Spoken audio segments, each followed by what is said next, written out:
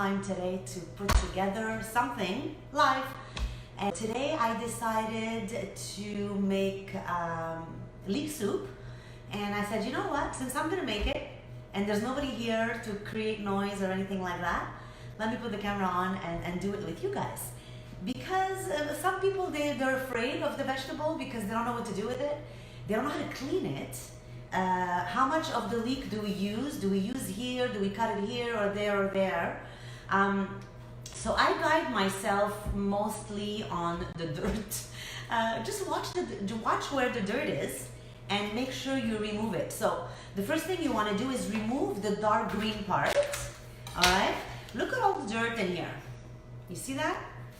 All of this I don't use because it's rough and dry and it won't cook well. It'll stay a bit crunchy and I don't like that. So I'm going to throw that out.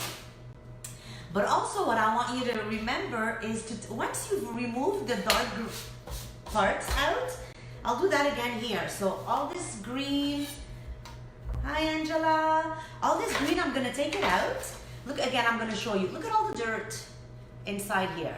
And there's no flavor in this. It's dry and messy and old. I'm gonna throw that out. Be careful because there's even dirt in here.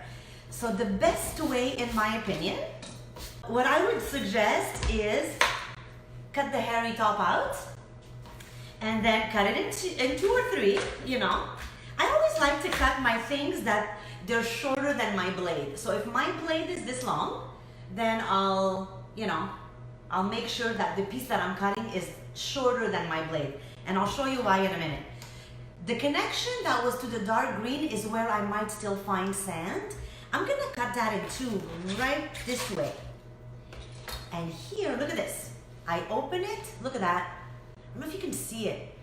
Hello, lovely Carmi. So I want you to see that even though you remove the dark greens, there's still dirt in here, you know what I mean? And here, those ones are edible, so I don't want to throw those out. So when I open them up, one by one, I remove the dirt, shake, shake, shake. Normally, the dirt will be on the first third that I cut. I mean, the dirt doesn't travel all the way onto the top. It's in the 3 leeks here, all right? So again, they're all cut in 3s. Remember, when you make leek soup, leek is like in the vegetable, in the onion family. So don't add onion. I wouldn't add onion because it's already oniony enough. All right? When you work on your board and it's a dry surface, you protect your fingers. All right? So make sure to keep your boards dry. There we go. With the leek today, I'm going to use leek.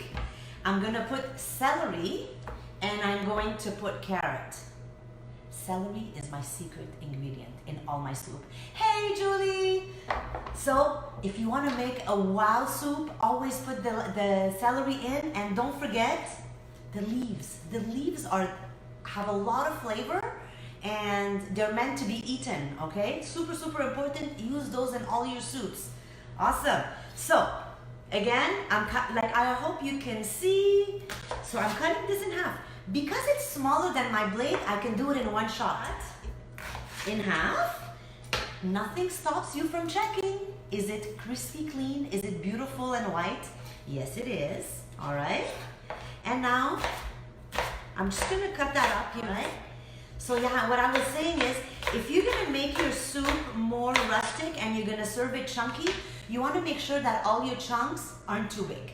Okay, so cut them a little small and try to make them even. So when you take a spoonful, you get a little bit of celery, a little bit of leek, and a little bit of carrot. So there we go. I'm just gonna put those in here, just like that. And I want to show you how, now that this is done, I'm also gonna cut the other ones that I washed because those ones are perfect, right?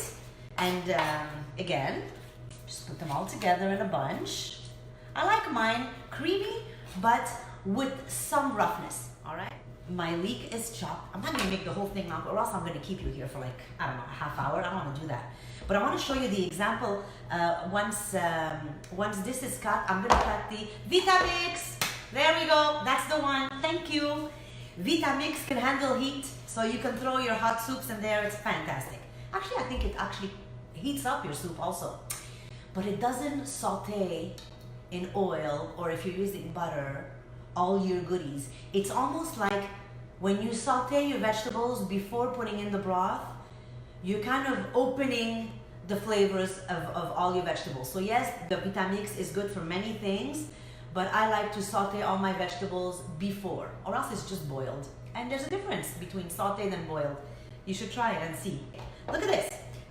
My board is dry and my carrot's dry. I'm gonna cut it in half and I'm gonna make it flat on the board. So this way it's not slipping and I'm not risking injury, all right? And I'm going to not only cut it in demi-cercle, half moons, I wanna make little cubes here. So I'm gonna cut my half a carrot in 3. See that? Just like that. So 1, 2, 3, 1, 2, 3, and I'm gonna cut little cubes, just like that. So then, they look like this. So, we have carrots, we have celery. I'm gonna cut that carrot, and then 1 and 2, and then 1 and 2. There we go. Just like that. Real quick, I'm going to, I'll use this thing for now. All right, same thing like the carrot. I'm gonna cut that in half. And I'm gonna lay it flat. And I'm gonna do again 1 and 2, and 1 and 2. The only thing is that this is a fatter vegetable. So just cutting it in 2 this way, it would make very big squares. So what I'm going to do is once I cut it in 3, I'm gonna change the direction, lay it down flat, and then I'm gonna go 1 and 2 and 3 once again. Now I have perfect cigars. Ta-da! So perfect cigars will make perfect squares, all right? Again, same thing with the other half. 1 and 2 and 3, and we're gonna cut that this way. Et voila, sweet potatoes cut, celery's cut, leek soup is cut, and don't forget garlic. Garlic is yummy, so you wanna kick up your flavors a little bit with garlic. I'm going to use about 1/4 cup of light olive oil. I'm gonna saute all of that in there, and I'm gonna throw my vegetables and let that at high heat-ish. Okay, you don't want anything to burn, but you don't want it to get cooking. You just want to kind of give it a sear on all of it. And yeah, don't forget the leaves, okay? Put those in because they're yummy and they're gonna add a lot of flavor. Salt and pepper, and chicken broth, either homemade or the one you buy from the store is fine. I use Campbell a lot of the time, the box.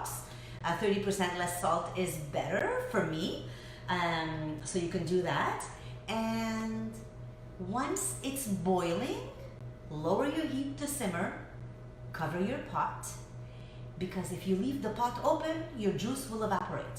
All right, so cover your pot, let it simmer.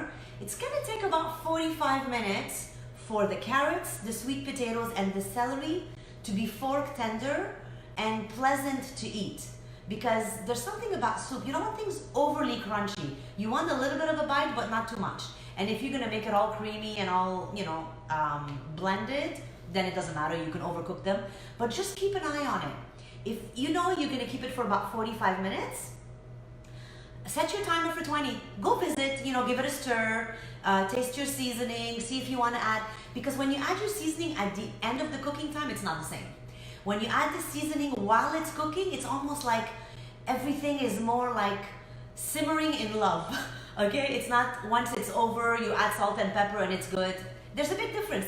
Those are little details that will alter the end of your dish. So that's it for me. You know what? I like this. I should have little, I don't know how long we've been on here, but maybe 10 minutes? I don't know. You can serve a piece of blue cheese on there, or a little bit of Parmesan cheese on there, or even brie, something light. Garlic bread would be good. So I would go towards something a little bit more punchy because it's mild. The flavors are mild in this in this soup. So yeah, definitely blue cheese is right up there in my choices.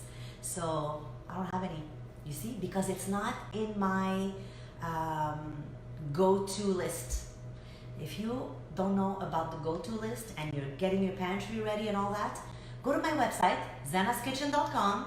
In my blog section, I talk about how to get your pantry ready, and there's actually a little homework that you can do, and so you always have your favorite items on hand, so you don't have to go out for one thing. So get your staples in your pantry or in your fridge. Okay, everybody. Until next time, and I'll make sure to post this